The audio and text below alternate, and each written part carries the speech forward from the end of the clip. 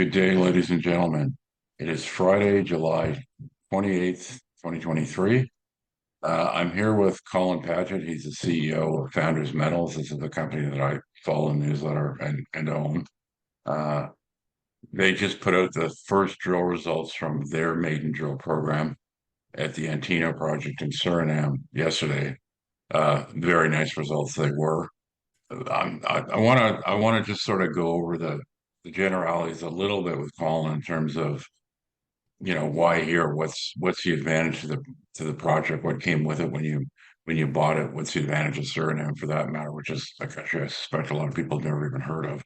It's a small, low population country in South America. But also, in talking to you in the last couple of weeks, it's evident that the work that you've been doing, drilling and plus other work, geophysics and stuff you've been doing, to me, it feels like you're getting a much better handle on the goal controls, and this is pretty important. It's a pretty big deal. When I was going through this data several months ago to decide whether I was writing a check and subsequently decided I was going to cover it in the newsletter, there were certainly areas of the property where just it really felt like the dots didn't connect, and I couldn't really get a handle on what was controlling the gold. It was kind of now you see it, now you don't. But it feels like you guys have a much better grasp, certainly than any of the past workers did, on what's driving gold deposition. You kind of know how to chase it, and that's kind of what I want to go through today, and of course talk about the ongoing drill program. So, I mean, first off, and Antino is a project that saw a lot of work, partially as an exploration site, but also it's seen quite significant artisanal gold production, and by artisanal I mean big pits, not little holes. And in the course of that, you got a lot of infrastructure that came along with the project when you bought it. That's kind of really allowed you guys to hit the ground running.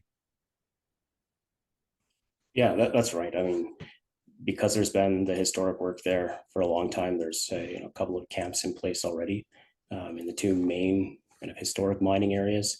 The biggest one is the Upper Antino camp, where all of our kind of headquarters or base of operations is. That's actually right next to the Froyle pits where we've been starting our drilling, so it's made that really convenient. But the historic work comes with roads, camp infrastructure. There's heavy equipment, heavy machinery on site that we're able to access with operators to do drill pad constructions, and if we needed to make a road, we can make a road, or any future trenching work as part of exploration. That stuff's there. When you're in a place like we are in Suriname, that makes a really big difference to what you can get for your dollars in terms of exploration. Yeah, and you're in and out. You got an airstrip on site, so that's your access. Yeah, Plus barge too, I guess, right? yeah, we've got the barge access on the river, and there's two different road access to that point. The airstrip is actually a really big feature. There's two commercial airlines in Suriname, both of which service that airstrip, and there's about six of them in a 40-kilometer radius, kind of down around that same area.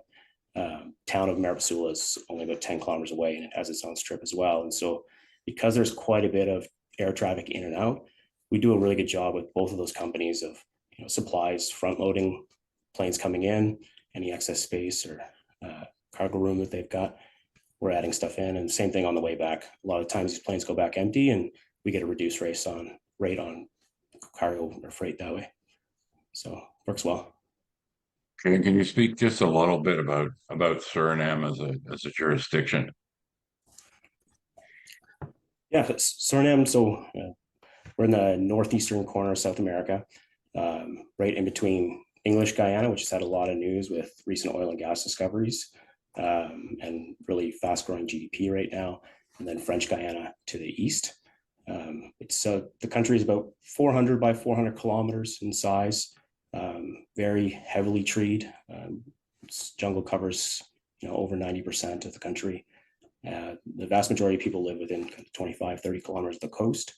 And the capital city, Paramaribo, is about 300,000 of the 500,000 or 600,000 total population in Suriname. As a mining jurisdiction, it's had a long history of mining, bauxite mining or aluminum mining, going on for a very long time. Actually, a strategic resource as part of World War II, even following the bauxite mining or concurrent with it, and now becoming what the main resource in Suriname is the gold industry. Represents upwards of 50-60% of government revenue right now in the country. So there's a vested interest to protect that for sure. But there's also some major mine operations as well. So you've got Newmont's Marion mine that opened in 2019. It's a 7 million ounce deposit. Then you've got the Rosebell mine that's been going for over 15 years. Right now, I think gross Rosebell is around 13.5 million ounces. So that's IM Gold. I guess now Zijin has recently purchased that.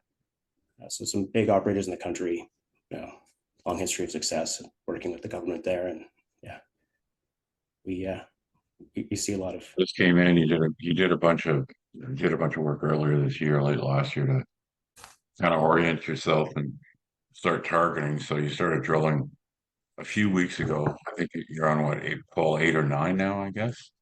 We just started hole 12. Okay, faster than I thought even. Okay. Yeah.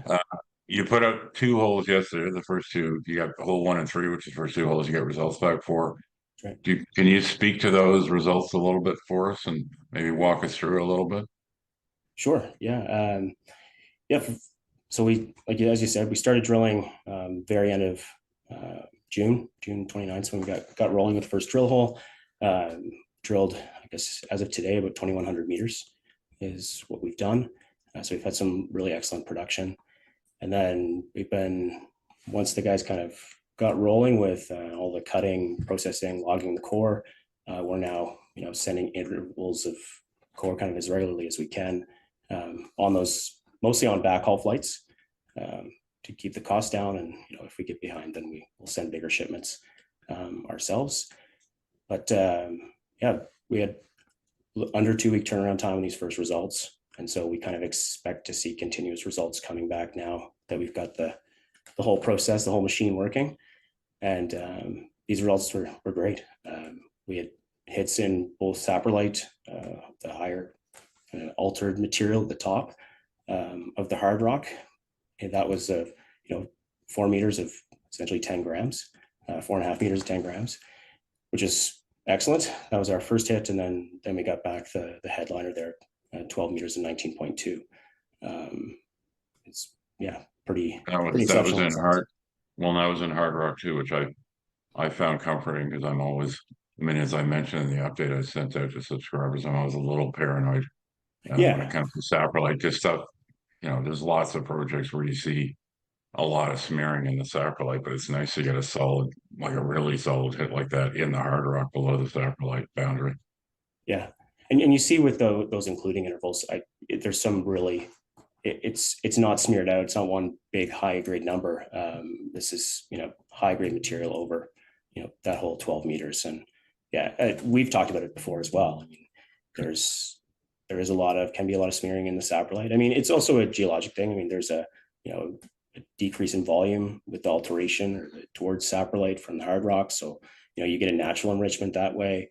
There can be some enrichment associated with, water table fluctuations in the gold. So saprolite still represents a fantastic resource. And these deposits, the big deposits that majors are mining down here, saprolite is still a considerable portion of their resource. But you need to have that hard rock piece underneath that you can chase, and that's driving the whole thing. So we're happy to see what we see. So you're on hole 12. Pretty impressive performance given you've only got 1 rig going right now. The second one will get fired up, I guess, when things dry out a bit. You and I talked the other day, and the official number, the news release you put out when you started drilling was sort of 8,000 meters for this phase. But based on how well things are going with the drillers, you're pretty confident you're going to be able to go past that and still be within the same budget. Yeah, absolutely. We have a higher average drill rate than I thought we were going to have, or that what we were budgeting on. And we always, you give yourself a little bit of margin in those things too. But I definitely think that we've got, everything we need to hit that target and then some. So, yeah. excuse me, yeah, you mentioned earlier, maybe, 10,000 meters is probably, you'll probably get to the 10,000 meters. That was maybe the number in your head, and Yeah. you're being conservative before with good reason. I mean, uh, a lot of the past production on that project was not stellar. So whatever you guys are doing differently seems to really be working. So, and the Yeah. second rig, I think it's a function of, I mean, you got to train up some more personnel, but it was partially a function of just getting past rainy season and things having a chance to dry out a bit. Rainy season is the biggest one. Yeah, We've talked before about, you can drill year round here.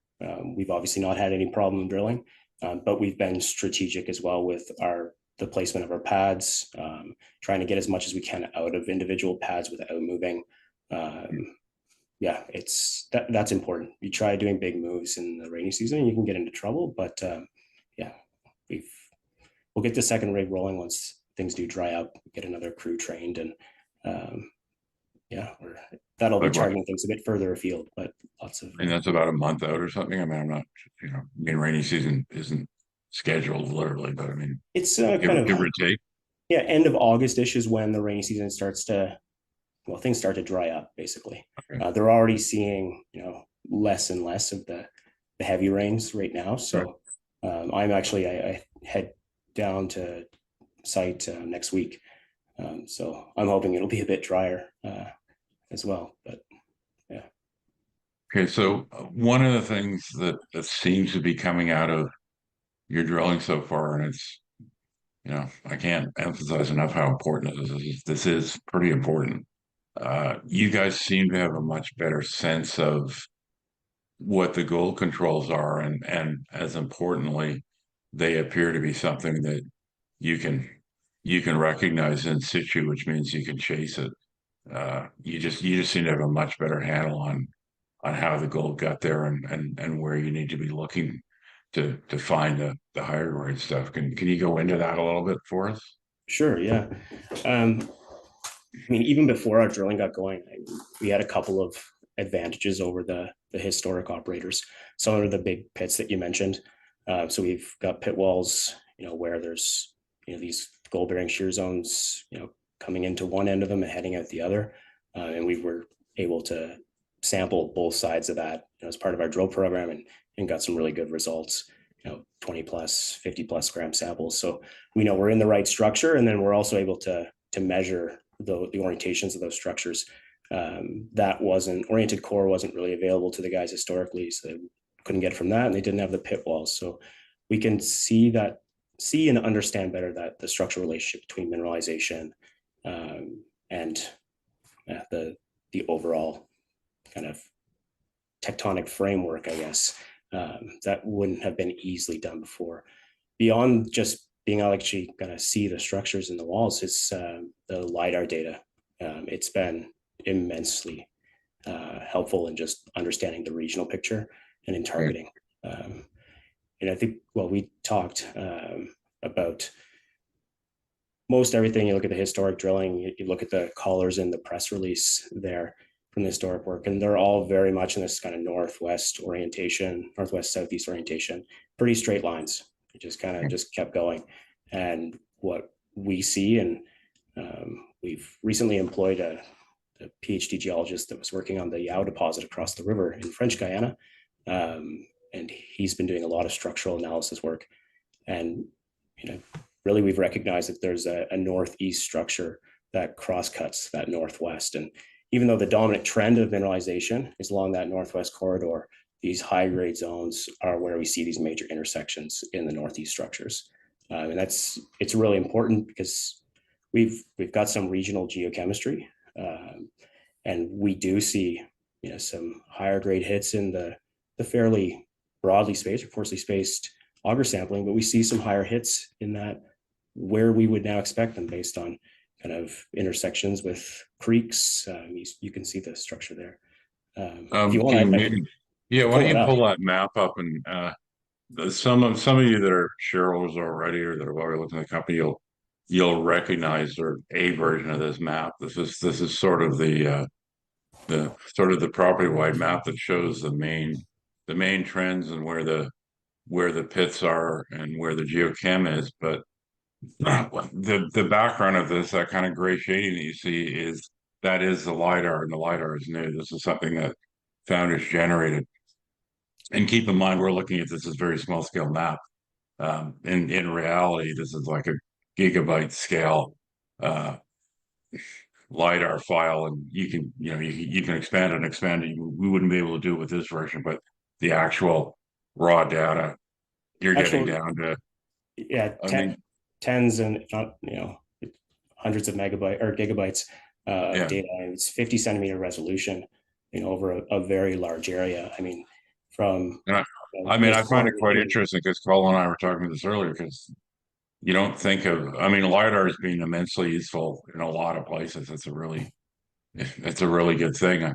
You wouldn't, I wouldn't have necessarily expected it to be that obvious in a, place that's kind of like jungle and sacralite like this. But as it turns out, this thing's really giving you guys a bunch of data that's really, really useful, in conjunction with the geochem and the past drilling. Yeah, I think it's because of its ability to penetrate that tree or jungle cover. Right. It's just information that you can't get a hold of, and it's particularly important in these areas where there's been a lot of the historic alluvial mining going on, because it shows you where that work has been done in the past. The resolution that we have, you can see where people have done maybe just a little bit of work for a few days or a few weeks in a creek bank or whatnot, and that helps with targeting as well. If people have spent time, working the ground, there's usually a reason for it. And even if there wasn't enough grade for them to continue where they were, it still represents an anomaly that we can chase, with a more systematic approach. And Yeah, can you maybe give people a sense on the map here, like where you're drilling now, and maybe a couple of examples of these, I think largely unrecognized formerly, these cross structures that seem to be pretty important in terms of localizing the high grade stuff. for sure. So right now we're working in this upper Antino area. Right. The airstrip runs right here, and our main camp sits right here. Right. This block is the Antino pit. So this is right here where we're drilling, kind of drilling in this stretch here. The long section from the press release would cover this area. Okay. The structure that's drawn on here, this is very generalized. It just, for presentation's sake. But essentially what we're seeing, or what's different from the past, is, there was a lot of this kind of just picking the same orientation and just drilling along it, Right. in hopes that it would be continuous. And as you said, it seemed like it was pretty hard to piece things together as you got further down here to the southeast, Yeah. even though there's some really strong geochemical anomalies in these auger samples. Right. And what we're getting is that, the Froyo area, which is one of the highest grade spots, Donut, all of these things are in these intersections between these northeast things that trend through here. And you can see that runs right into, this is more artisanal workings. Right. Even though we don't have high density auger sampling over there, or enough to really get a big hit on the auger, we still know there's gold there. Right. So there's that intersection, and then the same up here with the Eclair pits. We see this, pretty clear fault running, that northeasterly direction as well. So that's where we're seeing the highest grade. It's Right. the same thing in Boise, but what we were talking about in terms of new information, is that because that northeast intersection wasn't a big part of the historical work or the interpretations, I think they Right. missed the opportunity for, gold being essentially offset a little bit along that, Okay. immediate trend. And you see it here. All that historic drilling, happens to the west of this line, where there's very little in terms of, response in the soils, Yeah. and no drilling over here in this. So, there's I think a bit of an offset associated with these northeast things. And when it comes to exploration and kind of filling in this, the mineralized corridor along here, that's going to help a lot with And it adding. wasn't this. So the drilling it seems like the drilling in the past, they decided where they thought this northwestern trending, shear corridor, I guess. Uh, they just tried to chase. I mean, they just had the dotted lines at one end and at the other end, and they just tried to chase in between. I mean, did they not did maybe some of the earlier guys, I guess, didn't have that geochem, but they didn't. It seems like they didn't exclusively target higher geochem, like they were targeting the main sort of zone, or where they thought the main zone was. Yes, some of it's a product just of the kind of, generational or kind of iteration type, the evolution of these exploration products or Right. projects. I mean, up here in the Froyo area, there's a lot of drilling from the Golden Star era, which is 97, 98. So those guys wouldn't have even had the geochem, the benefit of that, because a lot of this has been infilled by reunion between 06 and 08. So some of it is, they were chasing things based on the information that they had. And, they're certainly not as much, I'd say, hard geologic interpretation in some of the historic reports that we do have access to. Right. I think we're doing a bit more of that and trying to put together, the different lithologies, the structure, and trying to understand. I think that there's some fold mechanics behind some of the mineralization as well. Certainly the highest grade mineralization, and so yeah, getting some cross sections and understanding that's Yeah, there was never. I know from looking at the old stuff, there really isn't much lithology there. So, it's and pretty coarse in the logs as well. and is there, you know, in the drilling, in the action, in the core and the logging, is the gold showing up in places different than what you might have assumed it would have been before? Or, I mean, is there sort of a different is there a different target or different goal control that you think wasn't necessarily obvious before that you're kind of seeing now in these holes?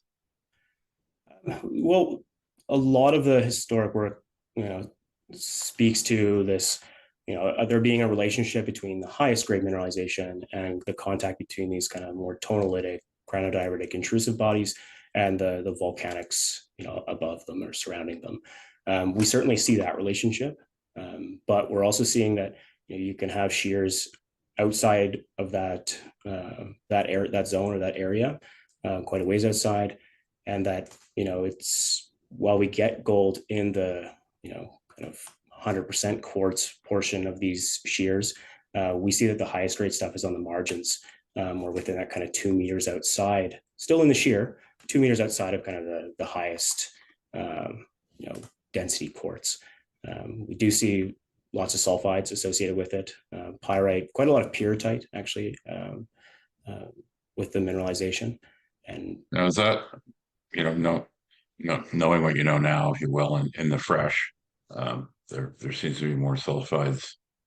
Does that mean that geophysics might turn out to be a little more useful here than you might have assumed? I mean, I don't think geophysics is ever really a big deal here, but is there maybe some newer stuff or better modern stuff that might work better, you think? there is for sure, and we're on that, on track for that. We've already completed an IP survey over the kind of upper Antino area here, more Right. or less this, well, actually out a bit further, but this swath here. Right. We've got IP over that area that we should actually have results for here in the next week or so, and we'll have a results out in the news kind of covering that. But I think IP on the whole, a lot of people have kind of mixed feelings about it, but what we see is that it ties in really well with the different lithologies that we see on the ground, and it also seems to do a good job of picking out those higher sulfide zones around the mineralized areas. So we're excited to start really using that for targeting, going forward. And then on top of that, though, there's a regional aeromag, which Right. has been very helpful from a regional, a full property scale sense.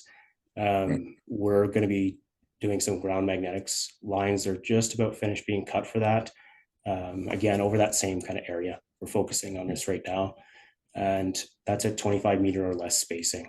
So we're going to see resolution there that, just isn't there from the regional stuff. And that's more Yeah. appropriate for the scale of the veins that we're going after, or these shear zones that we're going after.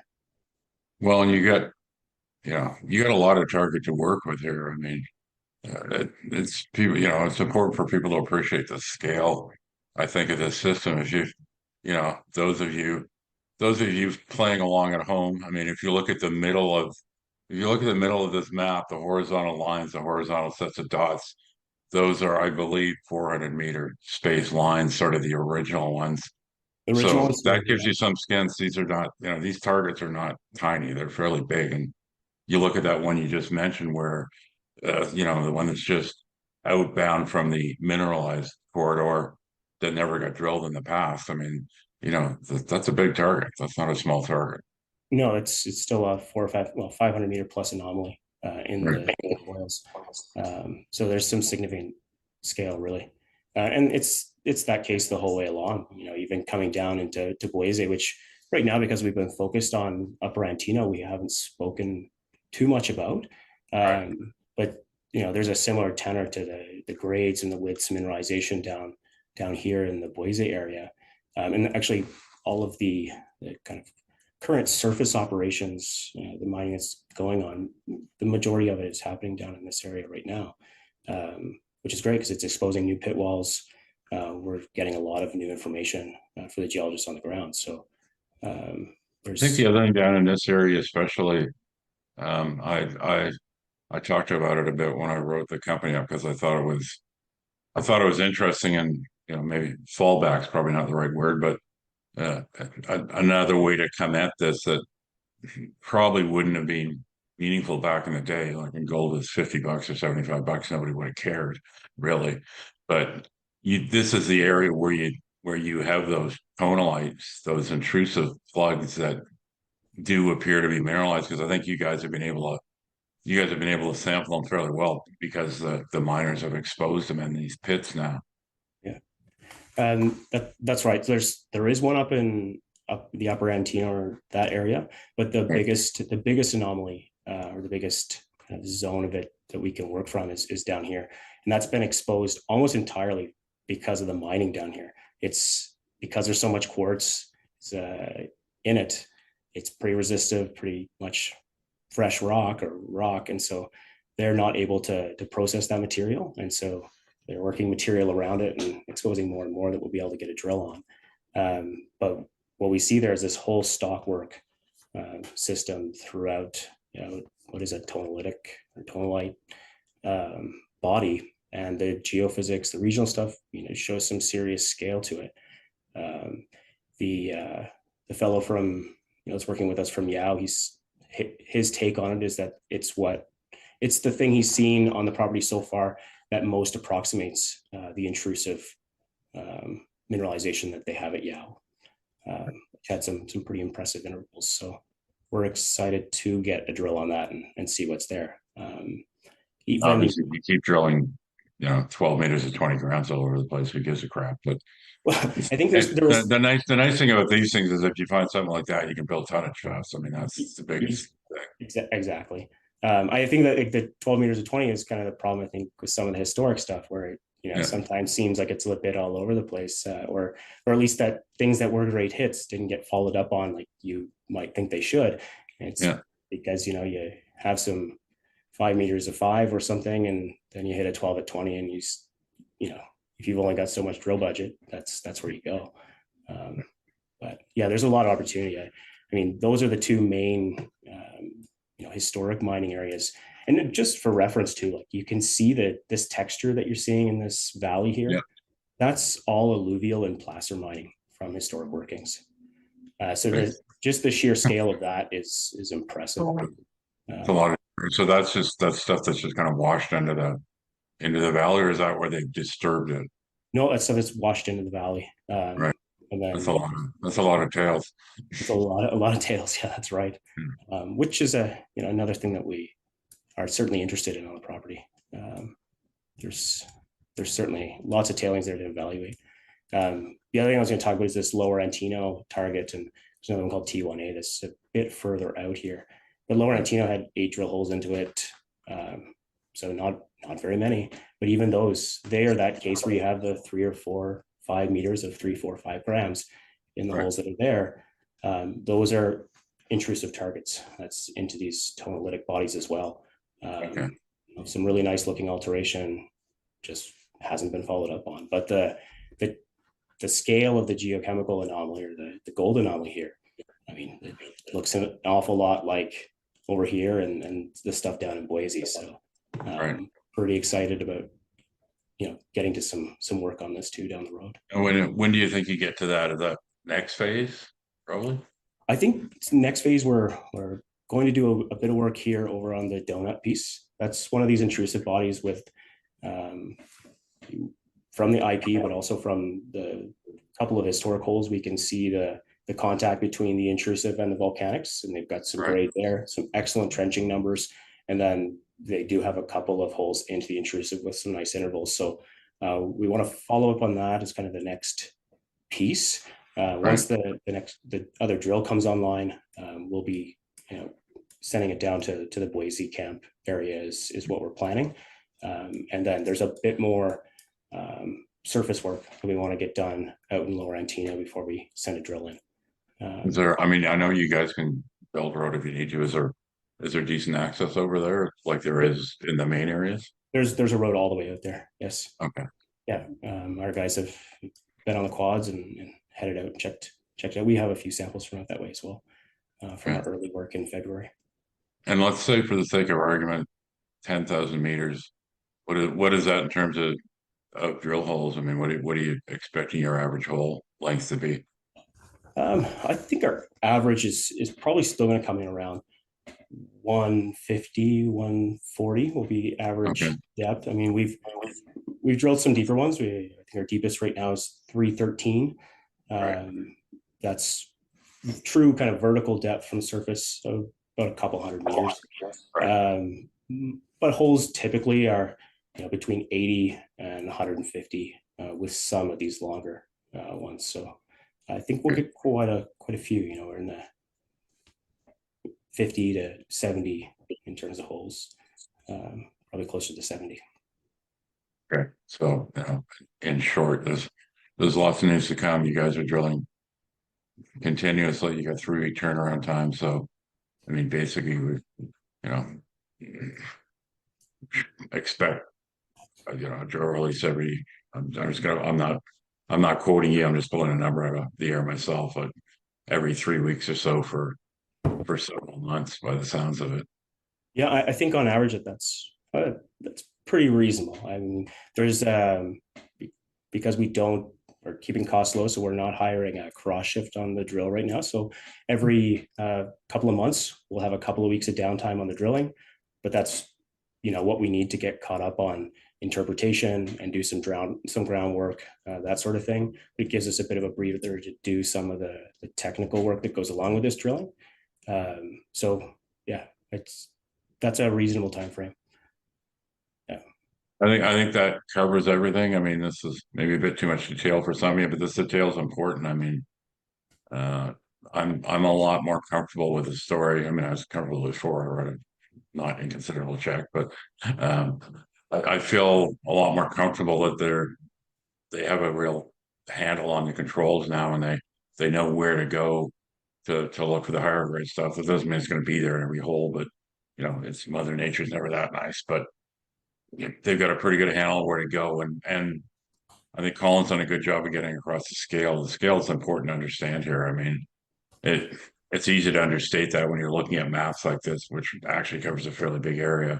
You're looking at a set of multiple targets, each of which is several hundred meters, and the majority of those outside of the areas where there's you know significant alluvial mining either has only a handful of drill holes or in several cases no drill holes.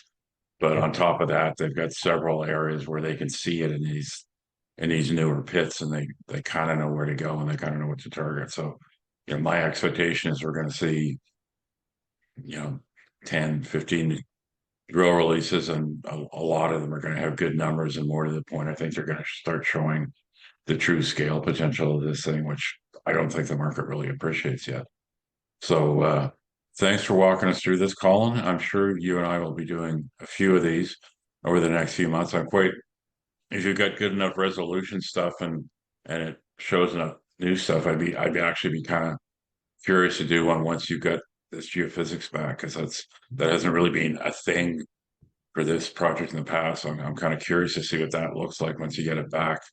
Thanks for coming by and giving us the details and the walkthrough.